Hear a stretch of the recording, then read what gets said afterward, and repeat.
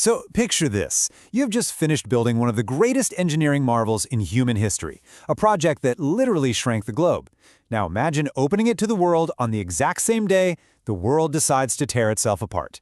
That, right there, is the incredible story of the Panama Canal's first year. The date is August 1914. Just let that sink in for a second.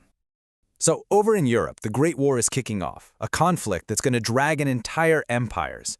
But thousands of miles away, in the jungles of Panama, something totally different is happening. It's a story about connection, not conflict.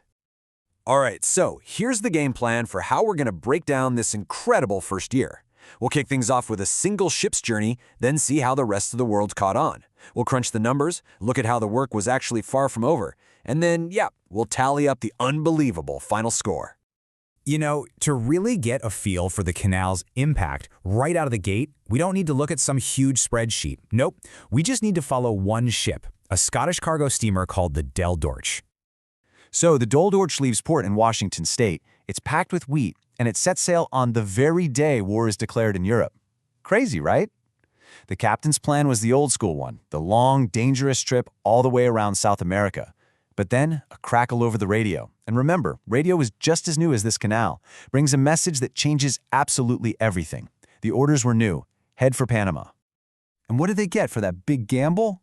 Well, by using the new canal, the Del Dorch shaved an incredible 40 days off its journey. Just think about that.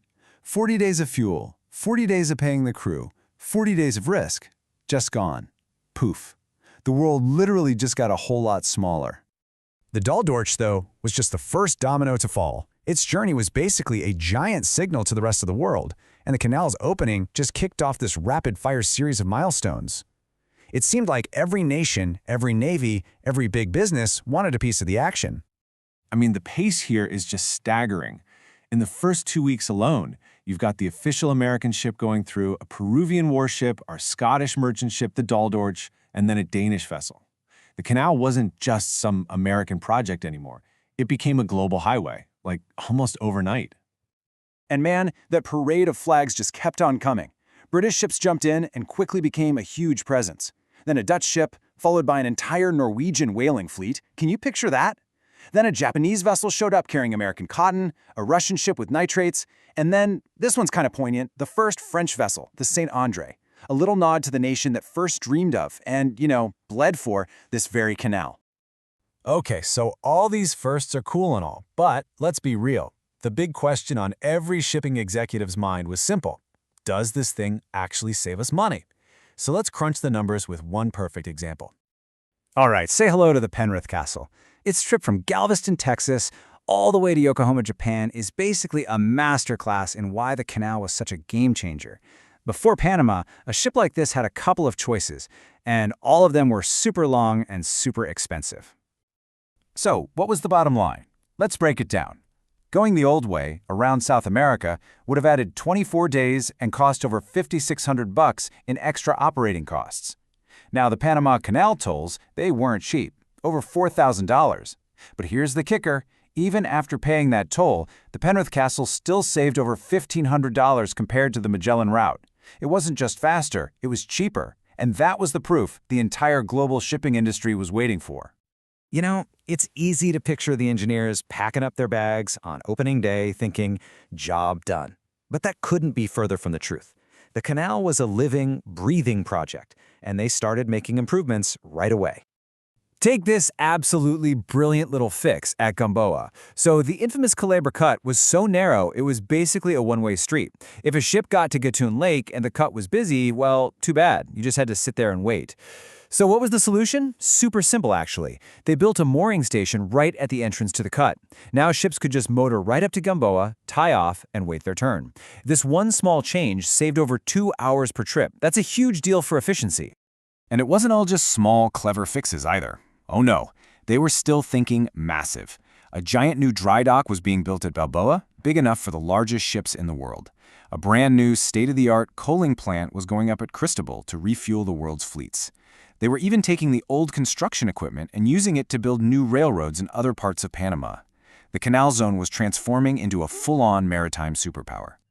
Okay, so after all the historic firsts, the proven savings, and all these non-stop improvements, what did it all add up to? Let's look at the final numbers for that truly unbelievable first year, from August 1914 to August 1915. And remember the backdrop here. This isn't happening in a time of peace and prosperity. Global shipping is in chaos because of the war. You've got blockades, merchant fleets being snatched up for military use.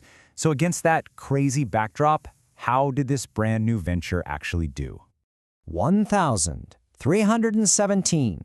That's how many ocean-going vessels passed through the Panama Canal, a number that just blew every expectation out of the water, especially for a world at war. And those ships, they flew the flags of 15 different nations. But get this, the US and Great Britain were pretty much neck and neck for the top spot.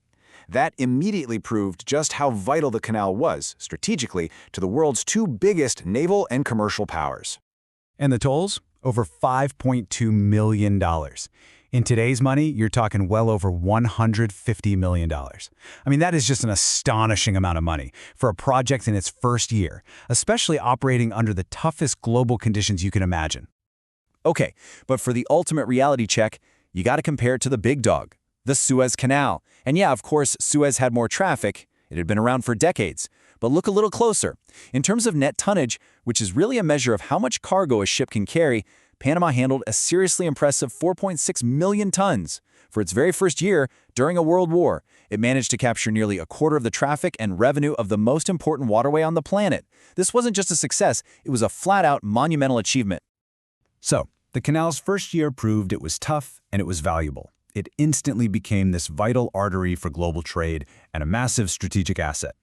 Opening in the shadow of one world war just leaves you with this one huge question.